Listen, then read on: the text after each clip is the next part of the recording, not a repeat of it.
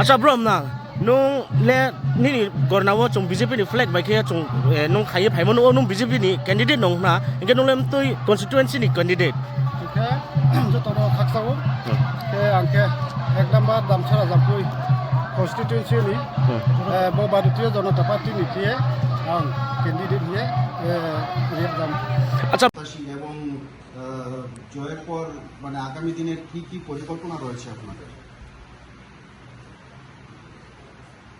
ভারতীয় জনতা পার্টিতে কাজ করি, আমার বিশ্বাস নিষ্ঠার সঙ্গে কাজ করছি। এই পার্টি আগামী দিন এডিসিকে উন্নয়নের জন্য সমগ্র পরিকল্পনা বাস্তবায়নে এই দল কাজ করে, আগামী দিনও করবে এই বিশ্বাস আমার আছে। এবং আজকে যে আমরা নমিনেশন দিয়েছি পার্টির দলের সিদ্ধান্ত অনুযায়ী, তো আমরা ক্ষমতায় আসব এবং এই এডিসি এলাকার প্রতিনিধি হিসাবে আমারও দায়িত্ব আমি 100% পালন করব। এটা আমার ইচ্ছা এবং দলের প্রতি এই বিশ্বাস।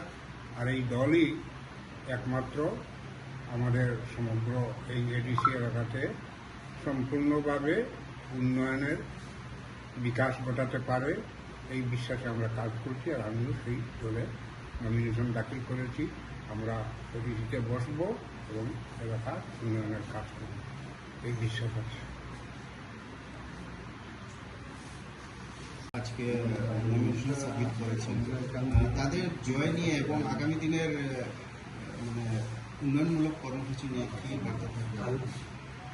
নমস্কার মিডিয়ার বন্ধুরা, আপনাদের মাধ্যমে যারা দেখছেন আমাদের এই আজকের এই ইন্টারভিউ, আমি তাদের সকলকে আমার অভিনন্দন জানাচ্ছি, নমস্কার জানাচ্ছি। দেখুন, নির্বাচন মানে হচ্ছে গণতন্ত্রের উৎসব। তো উৎসবের মেজাজে আজকে এখানে আমরা মনোনয়নপত্র আমরা দাখিল করেছি। আমাদের দুজন প্রার্থী এখানে রবীন্দ্র রিয়াং এবং শৈলেন্দ্রনাথ, দুটা কেন্দ্রে আমরা প্রার্থীদের মনোনয়নপত্র আমরা জমা দিয়েছি। মানুষের মধ্যে যে উৎসাহ এবং উদ্দীপনা পরিলক্ষিত হয়েছে, সত্যি এটা বলার অবকাশ রাখে না যে আগামী 12ই এপ্রিল যে উৎসবটা এখানে অনুষ্ঠিত হবে, মানুষ স্বতঃস্ফূর্তভাবে তাদের ভোটাধিকার প্রয়োগ করবে এবং বিজেপির প্রার্থীদের 100% এখানে জয় সুনিশ্চিত, এটা নির্দ্বিধায় আমরা বলতে পারি। আপনাদের অভিজ্ঞতার মধ্যে আছে, আমরা যখন এ রাজ্যে ভারতীয় জনতা পার্টির কাজটা শুরু করি, বিশেষ করে আমি 2013 সালের শেষের দিক থেকে এবং 14 সালের প্রথম দিক থেকে যখন শুরু করি, তখন এ রাজ্যে আমাদের একজনও জনপ্রতিনিধি ছিল না। তারপরে আমরা পঞ্চায়েতে 30-31টা মেম্বার আমাদের জয়যুক্ত হয়। ভিলেজ কাউন্সিল নির্বাচনে আমরা 5টা ভিলেজ কাউন্সিল আমরা জয়যুক্ত হই। মানে ধীরে ধীরে এই যে আমাদের ডেভেলপমেন্ট হতে শুরু করেছিল 14 সালের পর থেকে, এটা কেন হয়েছে? সেই সময় আমাদের রাজ্যের সভাপতি ছিলেন মাননীয় বিপ্লব কুমার দেব। ওই সময়ে আমি ওনার সেক্রেটারি। তো আমাদের একটাই স্লোগান ছিল যে আমরা ডাবল ডি, দুটা ডি, মানে একটা ডি হচ্ছে ডেভেলপমেন্ট, আরেকটা ডি হচ্ছে ডিসিপ্লিন। এই ডেভেলপমেন্ট এবং ডিসিপ্লিনের আমরা কাজ করেছিলাম যে আমরা উন্নয়ন এবং শৃঙ্খলার মধ্য দিয়ে আমরা রাজ্যের গণদেবতাদের কাছে আমরা ঘুরছি। যথারীতি হাঁটি হাঁটি পা করে আমরা 18 সালে এখানে বিরাট সাফল্য আমাদের হয়েছে। তো 18 পরে 23-এ আমাদের সাফল্য হয়েছে। তো ধারাবাহিকভাবে এটা হচ্ছে যে দেশে নরেন্দ্র মোদীর একটা হাওয়া চলছে। নরেন্দ্র দামোদর দাস মোদীর নেতৃত্বে 2014 সালে 26শে মে যে সরকারটা ভূমিষ্ঠ হয়েছিল, সেই সরকারটার যে একটা উন্নয়নমুখী কর্মসূচি, আমাদের সেই ত্রিপুরা তার থেকে বাদ যায়নি। প্রথমে আমাদের বিপ্লব দেবের নেতৃত্বে প্রথম ভাজপা সরকার, তারপরে মানিক শাহের নেতৃত্বে দ্বিতীয় ভাজপা সরকার চলেছে।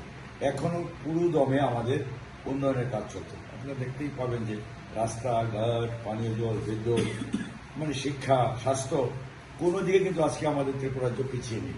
এই কথাগুলো যখন আমরা জনগণের কাছে নিয়ে যাচ্ছি, জনগণ এগুলো তুল্যমূল্য বিশ্লেষণ করেই এক একটা নির্বাচনে আমাদেরকে জয়যুক্ত করছে।